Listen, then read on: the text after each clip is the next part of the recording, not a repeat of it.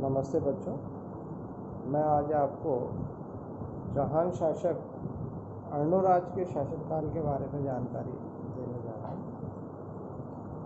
अर्णोराज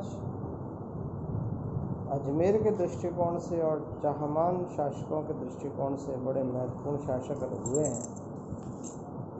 इन्होंने जो अभूतपूर्व कार्य किए उसके कारण आज भी इतिहास में इनका नाम स्वर्ण अक्षरों में लिखा गया है।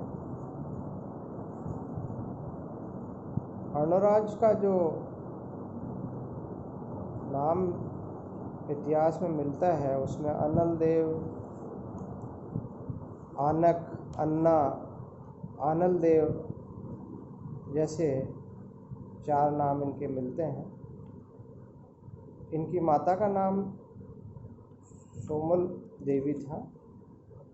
आपके शासनकाल की जो मुख्य राजनीतिक घटनाक्रम है वो है तुर्कों पर विजय।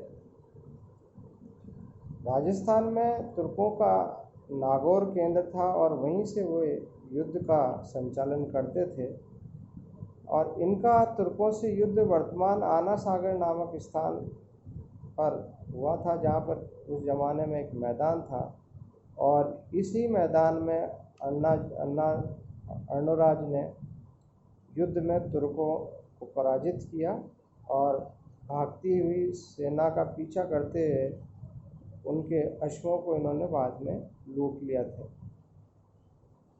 अर्णोराज ने जिस भीषणता से तुर्कों को पराजित किया उसका परिणाम यह रहा कि वो इस पराजय से इतने भयभीत हो गए कि 20 वर्षों तक उन्होंने कभी भी अजमेर की तरफ आक्रमण करने के लिए आंखें नहीं उठाई।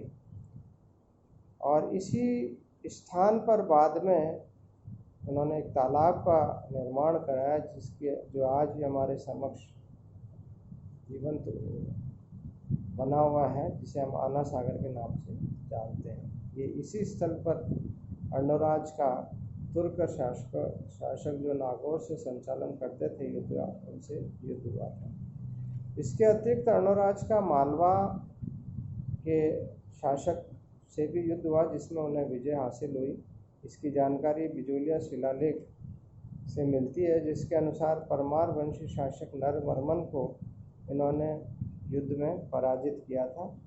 इसके अतिरिक्त सिंधु सरस्वती अभियान, जिसके तहत इन्होंने पूर्वी पंजाब के कुछ भागों पर अपना आधिपत्य स्थापित कर लिया था और इन्होंने इसके अतिरिक्त हरितानक क्षेत्र में भी विजय अभियान जारी रखा। जो हरितानक क्षेत्र है ये वर्तमान हरियाणा वाला क्षेत्र है। इस अभियान की जो जानकारी है वो चौहान प्रशस्ति से मिलती है और यह स्थान यमुना, जिसे कालिंदी कहा जाता था, उस नदी के आसपास के क्षेत्रों पर है जहाँ पर तोमरों का अपना शासन था और उनकी राजधानी थी दिल्ली का, जो वर्तमान में दिल्ली के नाम से जानी जाती है। इस स्थल पर इसके अलावा यह जो इन सारे स्रोतों की जो जानकारी है उसमें बिजोलिया शिलालेख में इसको बड़े जीवंतता से वर्णित किया गया है कि अर्णोराज ने किन किन स्थानों पर अपना विजय का डंका बजाया था।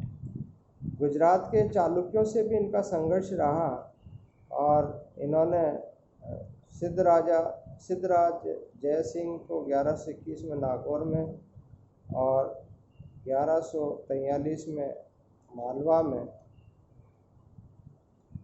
यहाँ पर जो चालुक्य शासक सिद्धराज थे उसमें अर्णोराज को पराजय का मुँह देखना पड़ा और सिद्धराज जय सिंह ने अपनी बाहुबलता का परिचय इस युद्ध के माध्यम से दे दिया। लेकिन वो इनके युद्ध कौशल से इतना प्रभावित हुए कि उन्होंने इनको पराजित करने के बावजूद उनकी पुत्री कंचन देवी का विवाह उनसे किया। इस तरह से कंचन देवी का विवाह अर्णोराज से हुआ, संपादित हुआ। और 1147 ईस्वी में जैसे ही अर्णोराज की मृत्यु हुई, पुनः चालुक्यों से चौहानों के संघर्ष की स्थिति प्रारंभ हो गई और इसकी जानकारी हेमचंद्र द्वारा रचित त्रयाश्रय महाकाव्य से मिलती है। इस प्रकार से इस महाकाव्य में यह जानकारी मिलती है कि चाहड़ नामक स्थान पर कुमारपाल को पराजित कर दिया गया था और इस युद्ध में अर्णोराज पुनः पराजित हुआ और उसी के तहत अर्णोराज ने अपनी पुत्री जलहरण का विवाह कुमारपाल से कर दिया था। इस प्रकार से अर्णोराज का जो कार्यकाल रहा वो बड़ा ही संघर्षपूर्ण रहा।